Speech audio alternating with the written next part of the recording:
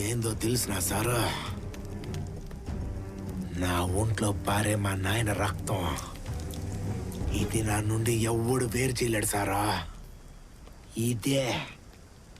ఇది సార్ నా బ్రాండ్.